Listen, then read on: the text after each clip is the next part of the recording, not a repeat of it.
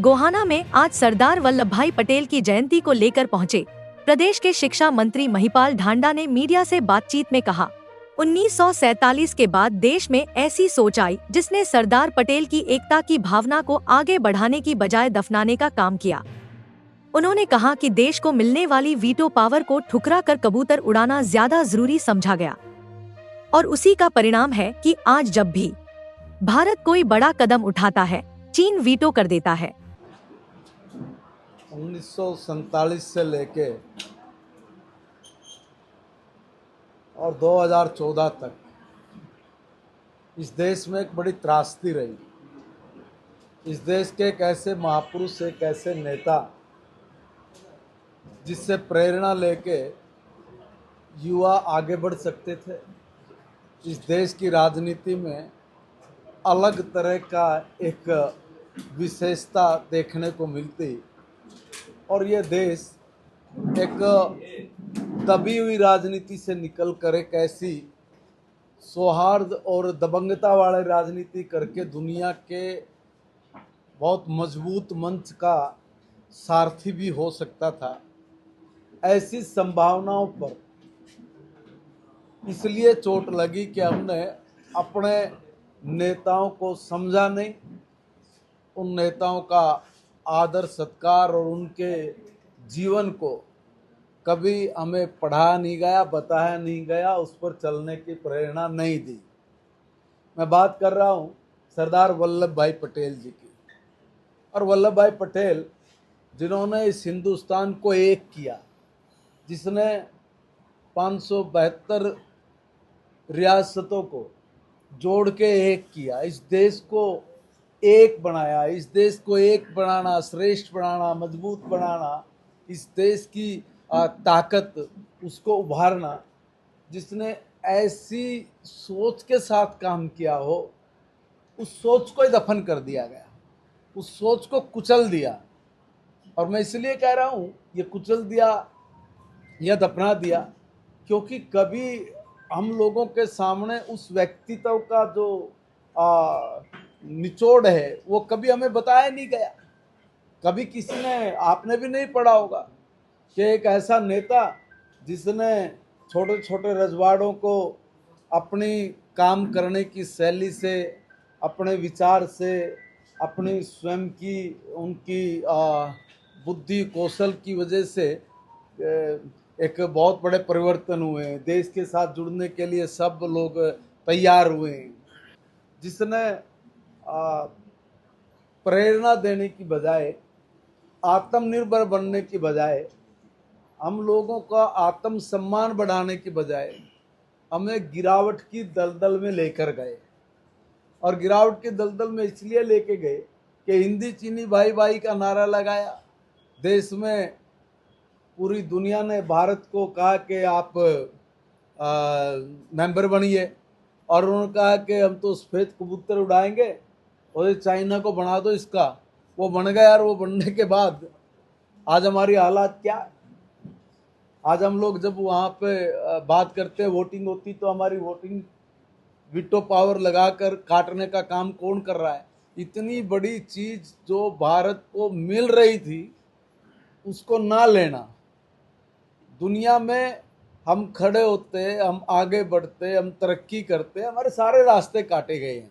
इसलिए माननीय प्रधानमंत्री जी ने, उनकी सोच ने एक बहुत अच्छा प्रभावी कदम उठाया कि सारे देश में एक भारत श्रेष्ठ भारत, इस पर काम करेंगे। और इसके लिए जो तो ये एक इस देश के लिए दुर्भाग्य रहा है। तो माननीय प्रधानमंत्री जी ने ये तय किया कि उनकी 150वीं जयंती आ रही है और उनकी 150वीं जयंती पर जन जन तक उनके विचार को पहुंचाना है। जन जन तक उनके विचार को पहुंचाने के लिए हर देश के क्षेत्र में, हर क्षेत्र में पद यात्रा निकालना और उन पद यात्राओं के जरिए उसमें अलग अलग समाज के जो लोग हैं उनको जोड़ना। कुछ प्लेयर्स होंगे, कुछ कलाकार होंगे, कुछ सामाजिक संगठनों के ऐसे लोग होंगे जो लगे रहते हैं हर वक्त, कुछ ऐसे भी यंगस्टर हैं जो एक यूथ लीडरशिप जिसको आइकॉन है जो हमारे यूथ के, उनको जो जिस जगह से जुड़ा हुआ है उस जगह पर कुछ हमारे एनसीसी और एनएसएस के जो कैडर हैं कॉलेज में स्कूल में, उनको भी सबको जोड़ के और स्कूल्स कॉलेज और आम सब समाज के लोग उन यात्राओं में सहभागी बनेंगे और सहभागी बन के एक मैं कहूँगा कि इतना विस्तृत कार्यक्रम ये चलेगा और ये 31 अक्टूबर से लेके शायद 26 नवंबर तक ये चलने वाला है। 26 नवंबर तक शायद चलेगा। तो ये 26 नवंबर तक जब ये कार्यक्रम चल रहा है तो संविधान दिवस के दिन तक, तो ये जो चल रहा है इसमें इस देश के हर नौजवान को ये पता हो कि हमसे क्या गलतियां हुई हैं, हमें कौन सी चुनौतियां और सामने आने वाली हैं, उन चुनौतियों के पार हमें कैसे जाना है। और लौह पुरुष जो सरदार वल्लभ भाई पटेल हैं, उन्होंने जिस निष्ठा के साथ, जिस बड़ी सोच के साथ और जिस दबंगता और बिना डरे बिना दबे बिना किसी को डराए धमकाए भी अपनी सोच, अपनी कार्य करने की कार्यशैली के दम पर जिन्होंने इस देश को एक किया है, इस देश को एक मजबूत देश बनाया है, तो ऐसे ही हम लोग भी उनकी प्रेरणाओं को लेके आगे बढ़ें और उनकी प्रेरणाओं से हम सीखें कि वास्तव में हमारे आने वाले दिनों में हमारे सामने चैलेंज क्या है, हमारी चुनौतियां क्या है, उन चुनौतियों के पार अगर हमें जाना है तो हमें कौन से रास्ते पकड़ने पड़ेंगे, किन रास्तों पर हम लोग चलें। इस दौरान प्रदेश प्रवक्ता प्रदीप अहलावत ने बताया कि प्रधानमंत्री नरेंद्र मोदी की सोच के अनुरूप 31 अक्टूबर से संविधान दिवस तक पूरे देश में सरदार वल्लभ भाई पटेल को याद करते हुए कार्यक्रम आयोजित किए जाएंगे, जिनमें समाज के हर तबके की भागीदारी सुनिश्चित की जाएगी। कह दी है 31 अक्टूबर से और 25 नवंबर तक जिला स्तर पर पद यात्राएं होंगी, जिसके अंदर वो सारे योग और स्वास्थ्य शिविर लगाए जाएंगे, व्याख्यान होंगे, वाद विवाद प्रतियोगिताएं होंगी, नशा मुक्त भारत का संकल्प लिया जाएगा। इसी तरीके से ये जन जागरण का महायज्ञ की तरह से होंगे और इसी अभियान की तरह हम जुड़ के इसमें बड़े हमारे सेना के अफसर, रिटायर्ड लोग, समाज से जुड़े हुए क्षेत्र से खिलाड़ी, सब लोगों को कहने का मतलब सिर्फ एक ही है कि दिवाली के बाद वैसे तो 6 अक्टूबर से हमारे जो केंद्रीय खेल और युवा मंत्रालय है, मनसुख मांडविया जी जो इसके मंत्री है, हमारे केंद्रीय मंत्री, 6 अक्टूबर से ये सब कार्यक्रम मैराथन के रूप में और जगह से पूरे देश में शुरू हो चुके हैं। लेकिन इसके बाद इसके अंदर और तेजी लाई जाएगी। आप सब लोगों को भी निमंत्रण है, आप लोग भी देश के बहुत ही मजबूत स्तंभ हैं, तो सभी पत्रकार साथियों के माध्यम से और लोगों को भी कि एक उत्सव की तरह से दिवाली जिस तरीके से हम सब लोग मिलके मनाते हैं, एक उत्सव की तरह से इसमें भाग लिया जाए और आने वाली पीढ़ियों को इनके बारे में, उनके विचारों के बारे में, सरदार वल्लभ भाई पटेल जी के महानता के बारे में आगे बताया जाए। नई शिक्षा नीति पर बात करते हुए मंत्री ढांडा ने कहा कि हरियाणा देश का पहला राज्य है जिसने नई शिक्षा नीति को लागू किया है। वहीं जातिवाद पर उन्होंने कहा, जातिवाद राजनीतिक गंदगी है। उन्होंने भाजपा सरकार के 1 साल के कार्यकाल को उपलब्धियों से भरा बताया और कांग्रेस पर निशाना साधते हुए कहा, कांग्रेस पार्टी ने देश के लिए कभी कोई काम नहीं किया। उन्होंने सिर्फ ठगी, चोरी और दलाली की राजनीति की है। यह पार्टी स्क्रिप्ट पर काम करने वाली पार्टी है जिसकी अपनी कोई सोच नहीं है। गोहाना से जगत महान न्यूज की रिपोर्ट। हरियाणा प्रदेश हिंदुस्तान का पहला राज्य है जिसने इसको पूरी तरह से अभी लागू कर दिया है।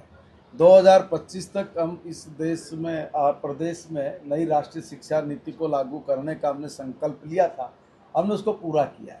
अब ये जो नई राष्ट्रीय शिक्षा नीति है ये बन गई, ये लागू होगी। इसका रिजल्ट अभी इसका रिजल्ट आना अभी शुरू होंगे। अभी ऐसा नहीं है कि एक दिन में कोई रिजल्ट हो जाएंगे। अब मेघालय कब शुरू करेगा था और कब जाके उसके परिणाम और दुष्परिणाम निकल के सामने आए हैं। हमने जो राष्ट्रीय नई शिक्षा नीति लागू की है उसका परिणाम बहुत जल्दी निकलेगा। और हम लोग ऐसी एजुकेशन देने वाले हैं जिसमें +2 पास करने के बाद बच्चों को ये निश्चिंतता हो जाएगी कि मैं क्या करूंगा, मुझे क्या काम करना है, मैं किस दिशा में जाऊँ, तो लागू करेंगे। मंत्री जी, वल्लभ भाई पटेल ने रियासतों को एक कर देश को एक बनाया, लेकिन आज जातियों में बटे देश को आप कैसे एक करेंगे? ये आपके सामने चुनौती है। ये बहुत सामाजिक बात कही आपने। ये समाज का एक बहुत बड़ा काम है। कभी भी कहीं भी जब परिवर्तन आते हैं तो सरकारों से नहीं आते। सरकारें तो सिर्फ कानून बनाएंगी, उसको लागू करेंगी, तो उससे परिवर्तन थोड़ी ना आना है। परिवर्तन तो समाज की इन्वॉल्वमेंट से होता है।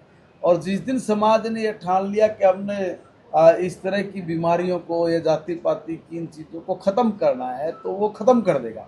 ऑलमोस्ट ख़त्म है। देखिए, पहले जिस तरह से जाति की बातें होती थी, जिस तरह के विचार हम और आप लोग सुनने को मिलते थे कि ये होता था, वो होता था, बड़ी उम्र के लोग हम और आपको बताते हैं, आज वो नहीं है। आज कहीं ऐसा नहीं है कि भाई किसी को साथ बिठा के कोई रोटी नहीं खुआ रहा है, कोई पानी नहीं पिला रहा है, कोई मिल के काम नहीं कर रहा है, ऐसा कुछ नहीं है। बट ये जो राजनीति की जो गंदगी है, जो इस तरह की बात करके अपने हित साधना चाहती है, ऐसी जो सोच है, उसको काटने में समाज की भूमिका मैं कहूँगा कि देर सवेरे बढ़ेगी। और जरूर इस पर भी एक दिन विजय भारत करेगा। ब्यूरोक्रेसी में खींचतान सामने आई और एक आईपीएस के सुसाइड मामले में भी जातीय रंग देने का काम किया गया। ये भी एक बड़ी चुनौती सरकार के सामने है। देखिए, माननीय मुख्यमंत्री जी ने इस पर स्पष्ट अपनी बात कही है, मैं इस पर कुछ नहीं बोलूँगा। जो निर्णय है, वो जो बात हुई है, उस पर सरकार ने अपना स्टैंड लिया। सरकार का भी 1 साल पूरा हो गया, किस तरह से देखिए, भारतीय जनता पार्टी ने तीसरे अपने कार्यकाल का 1 साल पूरा किया है। मैं कहूँगा कि 1 साल पूरा उपलब्धियों से भरा साल रहा है। और जिस तरह की बात विपक्ष करता रहा है, विपक्ष के मुंह पर अब ताले लगे हुए हैं। ताले इसलिए लगे हुए हैं कि उन्होंने तो कभी कुछ सोचा नहीं, उन्होंने कभी कुछ किया नहीं, उनके पास करने वाली सोच और बुद्धि नहीं। इसलिए ठगी कैसे करे, चोरी कैसे करे, दलाली की दुकान कैसे बढ़ाए, इस तरह की सोच के साथ वो लोग सदा काम करते रहे हैं। इसलिए उनके पास विज़न नहीं था। बिना विज़न के लोग, और अभी भी वो हमारे ऊपर जो कटाक्ष करते हैं कि लोकतंत्र खतरे में, संविधान खतरे में, यहाँ पर ये बात होगी, वहाँ पर ये बात होगी, ये कोई इनके विचार थोड़ी नहीं है, ना नीचे वालों के विचार है। ये एक बहुत बड़ी स्क्रिप्ट लिखी गई है।